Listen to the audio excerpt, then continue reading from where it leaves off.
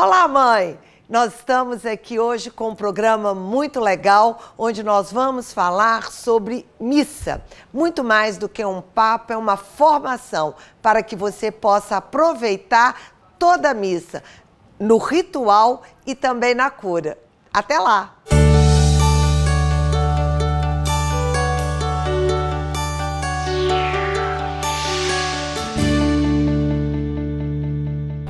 Olá, mãe! Quero que hoje nós possamos adivinhar o tema do nosso programa. Jesus fala conosco nesta palavra. Depois, os discípulos falam com ele. E depois ele está com os discípulos dizendo: enquanto estava comendo, Jesus tomou o pão e pronunciou a bênção. Partiu e deu a seus discípulos dizendo: tomai e comei, isto é meu corpo, e depois, isto é o meu sangue. Nós vamos falar hoje sobre a missa. E eu gostaria muito de falar sobre isso. A parte dos ritos iniciais é o momento que nós falamos com Deus. Como que a gente fala, Mônica, com Deus? Primeiramente, a gente tem que pensar que a missa começa você dentro de casa. Em casa você já começa a já pensar nas suas intenções para a missa. Você já começa a conversar com Deus nesse momento. Infelizmente, hoje nós estamos com uma cultura de chegar na missa em cima da hora e não se coloca mais as intenções. E o primeiro rito é você colocar suas intenções, colocar seus filhos, seu esposo, sua família. Ali começa o momento da missa, naquele ritual de você estar colocando por que você está ali, para quem você vai estar orando naquele momento. Que eu vim fazer aqui, né, Senhor? Até porque a gente precisa se esvaziar para depois se preparar para o segundo momento. E aí, Tânia? Aí depois vem a entrada, né, do padre, com os ministros, né, a procissão de entrada, com o canto de entrada, né? E quando o padre chega ao altar, ele cumprimenta a assembleia com o sinal da cruz. Depois nós vamos fazer o ato penitencial, onde a gente pede perdão a Deus e aos irmãos, né? Depois louvamos e agradecemos a Deus. E depois o padre faz a oração de coleta, né? Ou seja, o momento que eu peço perdão, eu estou dizendo: Senhor, eu errei nisso, eu errei naquilo. E depois que a gente se esvazia dos nossos erros, nós podemos dizer o quê? Senhor, eu te louvo, eu te agradeço, eu te amo, né? Então, esse é o primeiro momento que nós falamos com Deus. E depois que nós estamos esvaziada, nós vamos ouvir Deus, é isso? É a hora da catequese, né, gente? A primeira e a segunda leitura, a primeira a gente tem sempre nos dias normais. A segunda leitura, ela vai entrar nos domingos e em dias festivos dentro da igreja, dia de santos, em épocas especiais dentro da igreja. E depois vem o Evangelho, que é uma grande catequese, onde que Deus vai falar com a gente propriamente dito, né? É o que Ele quer que a gente leve daquela missa, é aquela palavra onde vai estar o Evangelho. E é importante lembrar que a igreja, na liturgia dela, ela tem ano A, ano B e ano C. Ou seja, em 3 anos, nós praticamente temos a oportunidade, para quem vai à missa todos os dias, a ver 85% da Bíblia. No Antigo Testamento, nós conhecemos Deus fala através do povo hebreu. No Evangelho, Deus fala através do Novo Testamento. E o Salmo é o momento que a gente louva, né? Que a gente louva e responde à primeira leitura. E aí depois nós vamos crer, porque é a hora que a gente processa a nossa fé. Depois que a gente aprendeu tudo, ouviu Deus, né? Fez toda essa escuta de Deus e aprendeu um pouquinho mais, a gente vai colocar e vai processar a nossa fé com creio. E aí começa uma outra parte da missa, né? Verdade. E nessa terceira parte, nós dizemos que Deus está conosco. Por que a gente pode afirmar que Deus está conosco nessa terceira parte? É o momento da consagração. Eu posso fazer um adendo, Tia, antes da gente entrar nessa parte? Claro. 2 coisas, né? Eu gosto de estudar a missa, tem aquele livro maravilhoso que eu recomendo a ler, que é A Cura pela Missa. Do Padre de Grandes. Do Padre de Grandes. Mas foi curioso que meu marido é muito misseiro, ele não perde uma missa. E ele me vendo estudar a missa, e eu às vezes chamo a atenção dele de pequenas atitudes, né, que ele erra na hora da missa. Ele fala: pra que você quer ficar sabendo tanto isso? Isso vai mudar a sua fé? Falei: de jeito nenhum. A minha fé independe de qualquer coisa. Mas assim, a partir do momento que a gente entende o passo a passo e os porquês, a gente dá um mergulho na missa. Exatamente. Na riqueza, na né? riqueza da missa. Eu vou falar por mim, que eu sou misseira, ele também sempre fui. Só que não mudou a minha fé, mas mudou o meu aproveitamento espiritual na missa. Deu um upgrade tão grande quando eu entendi os porquês e os paraquês. Exatamente. Então eu acho importante, mãe, para você essa mensagem, né?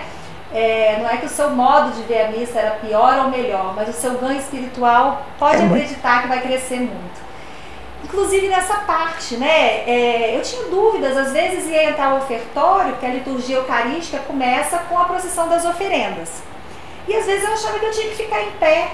E não, a procissão das oferendas, ela é feita com o público sentado, porque ali o pão e o vinho ainda não foram consagrados, né? Ele está sendo oferecido, vai ser oferecido ao altar o pão e o vinho. E o que significa? Ali é muito importante porque significa o homem, né? O pão e o vinho são a bebida e a comida. E nós, seres humanos, não vivemos sem comer e beber. Do mesmo modo, significa o fazer, né? Porque ninguém vai na lavoura e colhe o pão. Ninguém vai na lavoura de uva e colhe o vinho. Precisa do quê? Do trabalho humano para fazer aquilo. Então, é toda a nossa humanidade também sendo oferecida ali. E quando isso é oferecido ao padre, eu não sei se vocês já perceberam que ele coloca umas gotinhas de água. E um pedacinho do pão também. Do pão. O que significa essa água, que é o terceiro elemento? Que também eu nunca tinha percebido isso. Para mim parava no pão e o vinho. Significa também a nossa humanidade sendo diluída ali no Cristo. Então isso para mim foi incrível também. Então eu comecei a perceber essas coisas que fizeram uma diferença para mim. E tem uma coisa importante também na missa, que são os gestos, porque o corpo fala. E é muito comum na hora da consagração as pessoas estenderem a mão. E não está certo. Por quê? Porque quem estende a mão é o padre, o celebrante e o co-celebrante. Se você observar, o diácono que está em pé lá, ele não estende a mão. Por quê? Porque as nossas mãos não foram consagradas para fazer isso. Porque naquele momento deixa de ser humano para ser persona em Cristo. E é interessante a gente ver isso no bispo. O bispo ele usa o solidel o tempo todo da missa, porque o solidel é a mão de Deus sobre mim.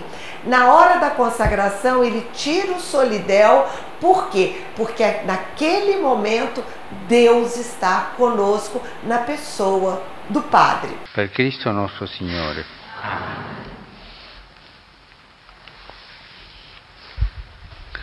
Signore sia con voi. E con il tuo spirito. Inalti i nostri cuori.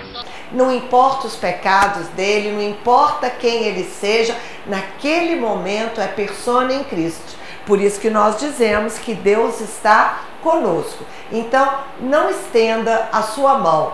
Coloca a mão no coração e viva esse momento lindo de Deus no meio de nós. Ou fique com as mãos juntas, né? Posta. Essa expressão também significa assim, concordo, né? O amém, amém, estou de acordo.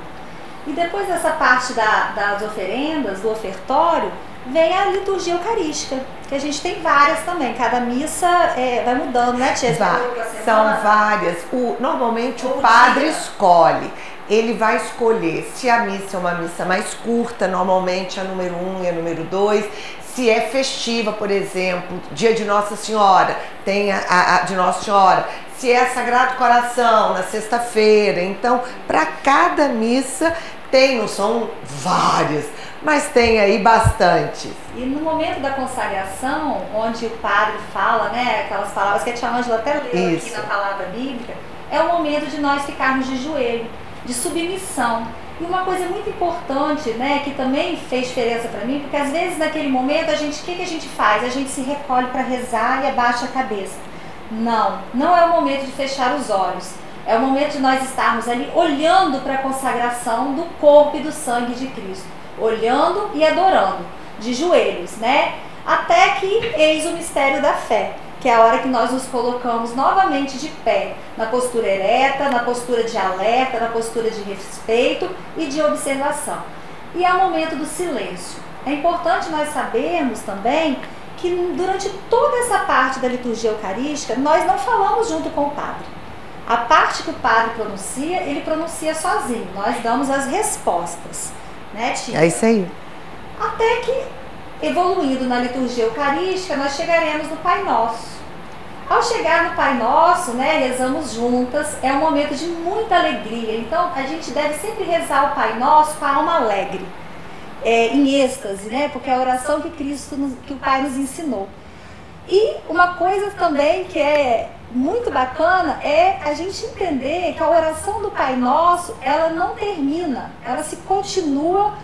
Até li uma palavra que eu não entendi. É uma oração que o padre faz, porque a gente não diz livrai-nos do mal. Amém. A gente não fala amém ali. Porque esta frase o padre vai transformar em uma oração exorcista. Isso. De todo o processo, onde a gente diz o amém. E esse amém que nós falamos, normalmente ele é cantado porque ele é o amém mais importante da missa. Quando a gente diz, assim seja. Então, é a única situação onde o Pai Nosso é rezado sem dizer o amém no final. É durante a missa, durante a liturgia eucarística.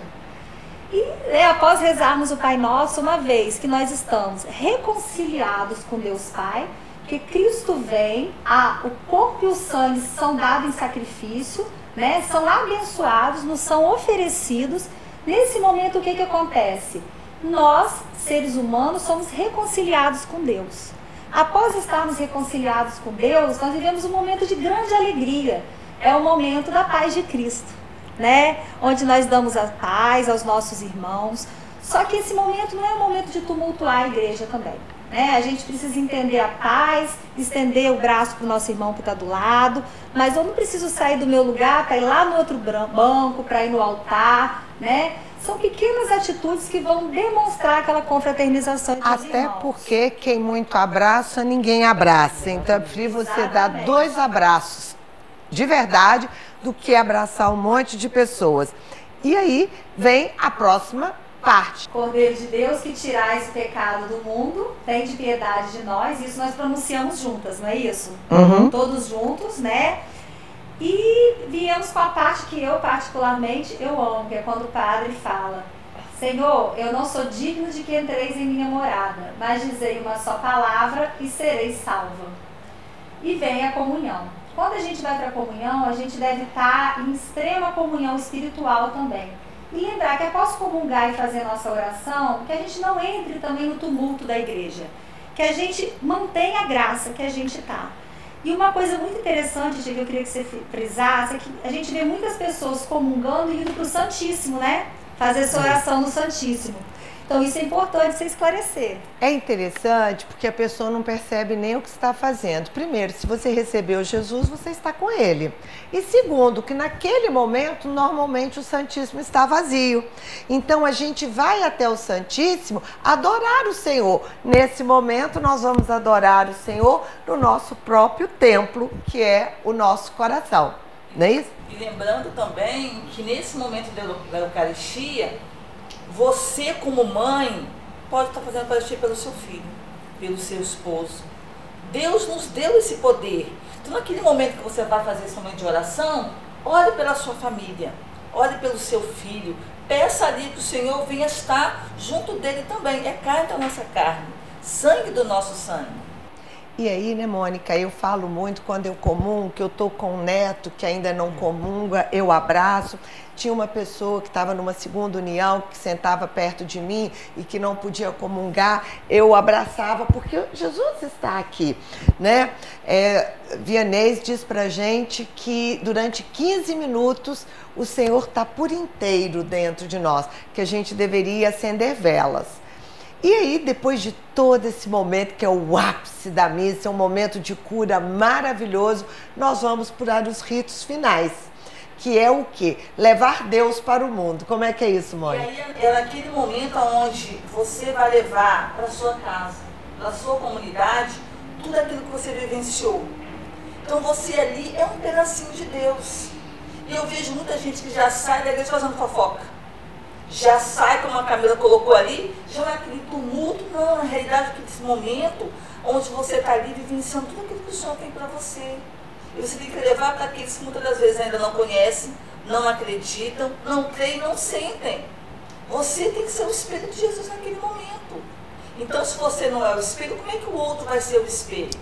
E é o momento que o padre faz a oração de envio, né? Exatamente. Vai ao mundo pregar, Evangelizar. né? Evangelizar, né? Então a gente sai da missa com esse compromisso, né? Depois dessa grande oração que é a missa, feche os seus olhos. Peça ao Senhor mesmo, nesse momento, que te ajude a aproveitar melhor a missa. Como nós desperdiçamos esses momentos com o Senhor. Dai-me a graça, Senhor, de agora em diante, poder viver, estar com você, falar com você e poder mesmo, na missa, buscar todas as curas, porque a missa é sempre de cura. Ajuda-me, Senhor, a curar a cada vez que eu for à missa. E o Senhor nos diz mesmo que uma missa na terra vale muito mais do que muitas que serão no céu. Obrigado, Senhor, por essa formação, por esse momento, por esse abrir os meus olhos para essa grande realidade espiritual. Amém? Amém. Até a próxima.